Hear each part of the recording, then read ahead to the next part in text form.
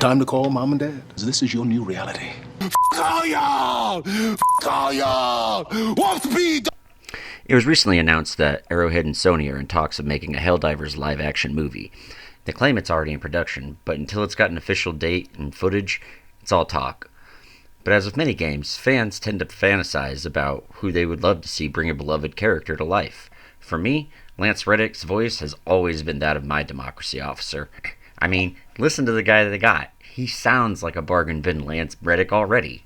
The Illuminate have returned, but they're autocratic and... All y'all!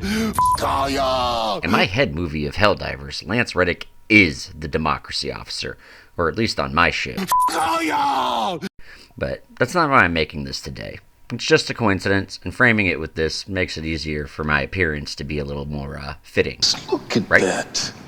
I mean, how can someone lack the shame and dignity to come into an office looking like that? To put on those clothes and stroll into a place of business and think that that's an acceptable way to live your life? Oh, y'all! Lance Reddick was more than just an actor. To many people, over the past decade, he was known as the manager of the Continental Hotel from the John Wick movies.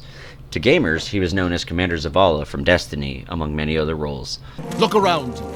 A gathering of noble guardians and show them some fucking respect! Which, I didn't learn it until watching a few things about him for this video, but he absolutely loved playing Destiny. And it's just awesome. I just never imagined a guy like that with a headset and controller just gaming out. Could you imagine what it's like just, showing up in the Crucible and you got fucking Commander Zavala talking shit to you or something? That'd be the ultimate awesome feels bad, I guess. I don't know. But if you don't know who he is... What are you doing here? Working on Labor Day, if you can believe it. We've been holed up in this office all day. He's been on TV for 2 decades alone. In some of the biggest shows like Lost, The Wire, and one of my personal favorites, Fringe. Playing with toys.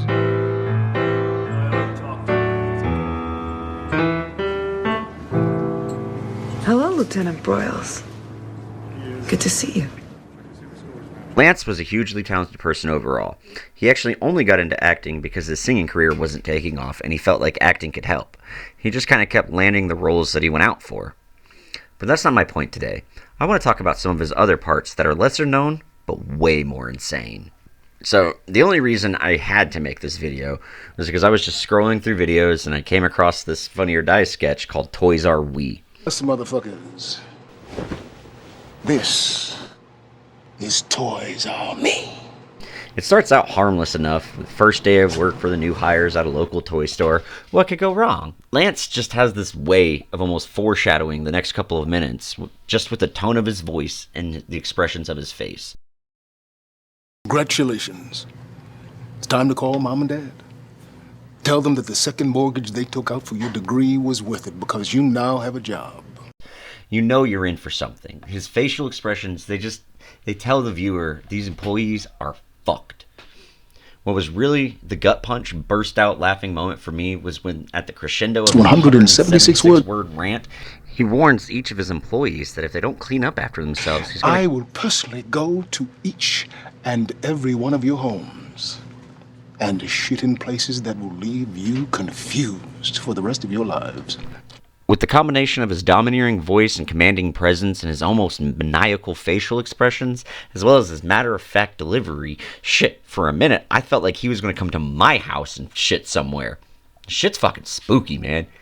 The bit continues as it shows Lance interacting with each of his employees to varying degrees of insanity. My personal favorite is the very first one when he trashes the Bakugan stand because the employee brought shame upon it. Would a Garganoid call this a Bakugan display? Or would a Garganoid call this a bitter insult to his race? Not worth shitting on for all the savory dream crystals in the lavender cloud dimension. Know the goddamn toys and show them some fucking respect! There's one segment where a kid's looking through the store and complaining about the selection. He kneels down and tells him the story about this rich old man and this poor old stray dog.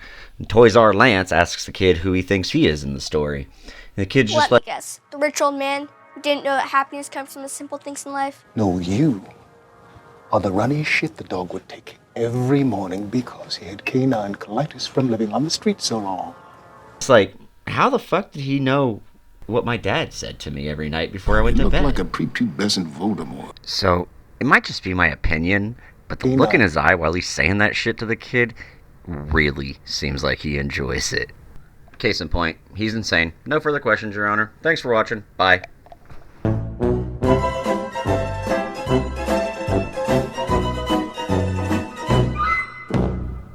I'm kidding. I'm not even done with that video. This isn't even the worst thing he does. There's a couple of scenes involving women, but they're just really weird. Like, I'm just gonna kind of skip over those ones. Like, yeah, it showcases his insanity, I guess. So there's one of the women workers. She's in the bathroom and he's telling her to hurry up and get out, and it's just really creepy and gross. But the scene ends where he's sexually harassing this one woman, talking about her riding his hog and whatnot, and it cuts to him just like, and he's making all these noises, and he's like, toys are me! And it cuts, and it shows that he's just sitting there doing push-ups while looking completely fucking psychotic, and the scene ends. In my opinion, the bit could have done without the sexual harassment stuff, but I guess they threw in some cringe to balance out the insanity. My next stop on the wormhole of Reddick insanity was an interview he did on the Eric Andre show from Adult Swim. I personally have never seen it, but after this bit, like, I might have to rethink that. The interview, it starts out simple enough as any other kind of late night show does. You know, he's introduced, comes out on the stage, sits down, but as soon as Lance sits down, Eric starts babbling song lyrics. From night to night you find me. I don't know if they're relevant to Lance or just random. If anybody knows, let me know. Like, but immediately Lance's demeanor shifts to like confusion. It cuts to the camera person who's just standing there, just like throws up and just keeps standing there. And it cuts back to Lance. You know, he's kind of grossed out, but kind of just like looks back at Eric. Eric starts asking all these random ass questions. What's up with claymation? Like, what's up with it? What's up with it? And he just starts screaming about how he doesn't give a shit about baseball. I don't give a shit about baseball. And all the while, Lance is just sitting here trying to participate, but he has no idea what the fuck's going on. So eventually, Lance stands up, walks over to Eric's desk, and just You need a new desk. fucks off stage. Eric and the other guys on the stage are a little bit confused, and you know, about 30 seconds, 45 seconds passes by, and Lance comes back out, and he's... I wish I would have Burton. I wish I would have Burton. Where's my iconic slave role? Eric, motherfucker. I wish I would have Burton. All y'all. All y'all. Warp speed, don't rainbow read me, nigga. We'll be right back. Like, I didn't actually know that's where the whole meme came from. I learned something. Ta-da! All the while, I'm fucking just laughing my face off. You know, I was just blown away by the fact that just from in less than 3 minutes, he goes from just like Lance Reddick to Lance Insano Man. It was fucking glorious. So the third and last stop on this downward spiral is a scene from the Comedy Central show Corporate. Now, before, I had no idea that he'd even played on a sitcom, and I'm a little bit disappointed. But, you know, hey, you live and you learn, I guess, right? The scene, it starts with Lance walking into a meeting room. He stops and he's looking around, and he just immediately spots this one guy in shorts and flip-flops. And he just points at me. What the fuck is this? A couple of his employees, you know, they're just like, oh, you know, we had a recent uptick in employee depression and decided to do a Casserole Friday Once a month. Well, that was a catastrophic And he just mistake. turns to the guy in the flip-flops and just fucking tears him apart. Like, oh, I'll play the clip. It's fucking insane. Look at that. I mean, how can someone lack the shame and dignity to come into an office looking like that? To put on those clothes and stroll into a place of business and think that that's an acceptable way to live your life? But anyway, he goes on and he starts screaming about how he doesn't want to see more feet, and, you know, how he had to sell paintings to George Bush to get this meeting with this mega church. And it's fucking amazing. No. I had to buy 3 of George W. Bush's dog paintings to get him to vouch for me. If anything, it's the most tame of, like, the insane things that I've seen. And playing it at the end of the video kind of makes, you know, more sense, you know, kind of bring you back to reality from what we all know, you know, Lance Reddick to be. And I don't mean any disrespect by calling Lance Reddick insane. Like, I wish I could see more of this shit, and I'm gonna find more of it.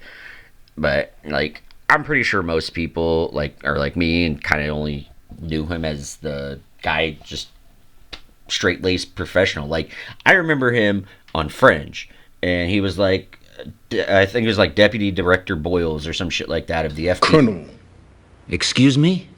Or special agent, as you'd prefer, Senator. Colonel Broyles. Philip, listen. We all have a job here, and we... Yes, Senator, I have a job. The same job I have had in 3 administrations and 6 wars to defend our national security. And I assure you, we are not secure. Yes, sometimes the threat is familiar. But I have come to learn that sometimes it is far worse, and when it is worse, when the threat is unimaginable, that is when we are at the door.